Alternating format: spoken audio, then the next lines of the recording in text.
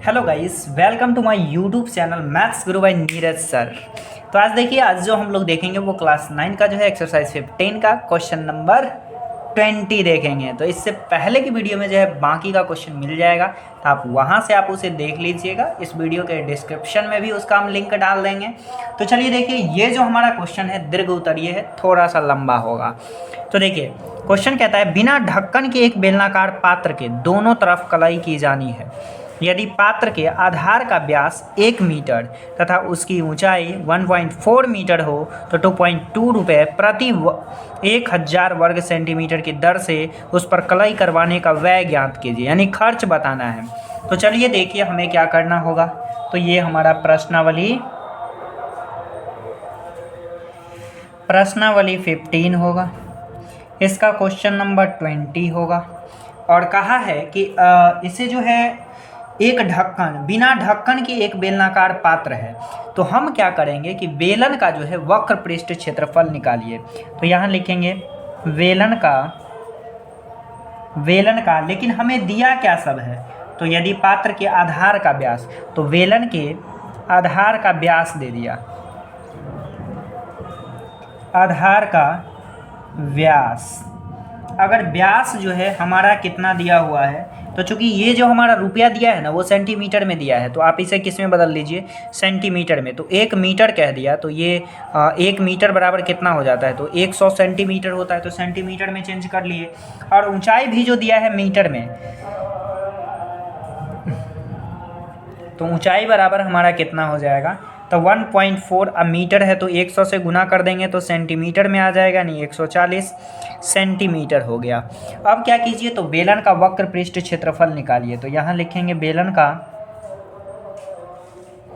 वक्र पृष्ठ क्षेत्रफल और प्लस आधार का क्षेत्रफल करना होगा। क्या करना होगा, आधार का क्षेत्रफल, आधार का क्षेत्रफल। इतना ही नहीं है, देखिए हमें दोनों तरफ कलाई करना है, तो हमें क्या करना होगा कि 2 से इसमें गुना कर देना होगा। जैसे ही 2 से गुना करेंगे दोनों तरफ का निकल जाएगा।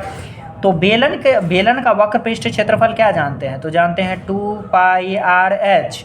और आधार का क्षेत्रफल क्या होता है, तो πr² होता है, तो πr² लिख दिए। अब देखिए इसमें क्या कॉमन आने वाला है, तो ये हमारा 2 है तो 2 हो जाएगा। और यहाँ देख रहे हैं इसमें भी πr है, इसमें भी πr है, तो πr को निकाल लीजिए ना, तो πr हो जाएगा।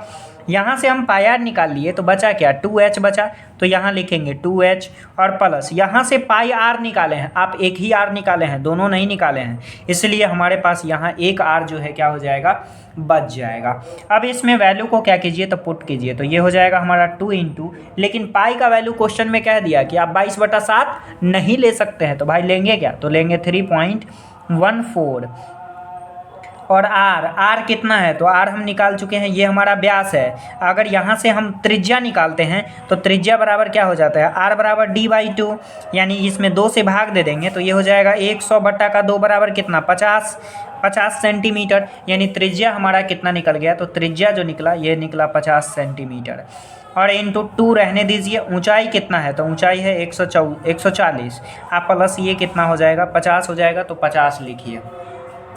तो देखिए अब इसे सॉल्व कीजिएगा तो ये हमारा कितना हो जाएगा, अगर यहाँ से हम पॉइंट को हटा देते हैं तो 2 जीरो कहाँ आ जाएगा, नीचे आ जाएगा। ये कट जाएगा आपका 50 गुना 100 और ये 2 से 2 कट जाएगा, तो बचा कितना, तो बचा हमारे पास 314 और 314। और ये ब्रैकेट में कितना बचा, तो ये 14 दूना का 28 यानी 280 और प्लस का कितना 50 बचा। ये हो जाएगा 314 और गुना का 8 5 13 यानी 330, इतना क्या हो जाएगा, तो ये हमारा हो जाएगा सेंटीमीटर स्क्वायर। एरिया तो निकल गया। अब हमसे क्या कह रहा है, तो भाई अब कहा जा रहा है कि आप खर्च बताइए। क्या बताइए, तो खर्च, पेंट करने का खर्च, यानी कह दिया है कलाई करने का खर्च। तो चलिए यहाँ हम लिखते हैं कलाई करने का खर्च, कलाई करने का खर्च। तो कलाई करने का खर्च क्या होगा, तो खर्च कह दिया कि प्रति वर्ग सेंटीमीटर स्क्वायर जो है ना, यानी 1 सेंटीमीटर स्क्वायर में जो है 1000 वर्ग सेंटीमीटर स्क्वायर में जो है आपको कितना खर्च होगा, तो 2.25 रुपीज़। तो इसे देखिए कितना में कहा, तो 1000 में कहा, तो 1000 से हमें डिवाइड करना पड़ेगा तभी हमें 1 का मिलेगा। एक सेंटीमीटर स्क्वायर में कितना खर्च लगेगा, इसके लिए हम 1000 से डिवाइड कर देंगे तो 1 का मिल जाएगा। और टोटल हमारा कितना है, तो टोटल है 314, तो 314 और गुना का 330 कीजिए, ये हमारा किस में आ जाएगा, तो रुपया में आ जाएगा। अब ज़रा सोचिए कि कुछ कटने उठने वाला है, अगर कुछ कटने वाला है तो इसे कट दीजिए, लेकिन यहाँ पे हम क्या करते हैं कि मल्टीप्लाई करना पड़ेगा। तो देखिए 314 को आपको 330 से करना पड़ेगा, तो एक जीरो से तो हम एक जीरो कट कर सकते हैं, तो हमें मल्टीप्लाई कितना करना होगा, 314 से 33 से। तो चलिए यहाँ पे करते हैं, तो आप भी देखिए इधर 314 में कितना से कर रहे हैं, तो 33 से कर रहे हैं। ये हो जाएगा 4 तिया 12, 3 एकम 3 एक 4 और 3 तिया का 9, ये फिर 4 तिया 12, 3 एकम 3 एक 4 और 3 तिया 9 हो जाएगा, यानी 2 6 9 4 13 9 1 10। यानी हमें जो मल्टीप्लाई करके आया वो कितना आया, तो ये हमारा वैल्यू हो जाएगा 2.25 बटा का 100 और गुना का कितना हो जाएगा 10 3 6 2 हो जाएगा, इतना आएगा गुना करके।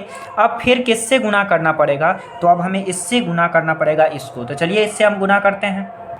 देखिए यहाँ पे एक जीरो भी जीरो तो हम कट कर दिए हैं, तो जीरो नहीं लगेगा। देखिए तो जब यहाँ से जो है, जब हम इस दोनों को मल्टीप्लाई कर दिए तो आया 10,362 यानी 10,362 आया। और जब इसे गुना करेंगे तो ये हमारा पॉइंट एक यहाँ पे आ जाएगा और ये हमारा मल्टीप्लाई ऐसे हो जाएगा। फिर जब इसमें हम जो है 100 से डिवाइड करेंगे तो 2 अंक बाद यहाँ पे पॉइंट आ जाएगा, यानी हमारा आंसर जो हो जाएगा यहाँ पे पॉइंट हो जाएगा। यानी कितना रुपया खर्च हो जाएगा, तो 233.14 इतना रुपये जो है हमारा क्या हो जाएगा, खर्च हो जाएगा इसकी कलाई करने में। तो ये क्वेश्चन जो है आपका बन गया। तो एक बार आप पूरे क्वेश्चन को देख लीजिए, पूरे सॉल्यूशन देख लीजिए। देखिए ये जो है आपका क्या हो गया, सॉल्व हो गया। तो अगर ये वीडियो आपको समझ में आया हो तो वीडियो को लाइक कर दीजिए, चैनल को सब्सक्राइब कीजिए। Thank you for watching.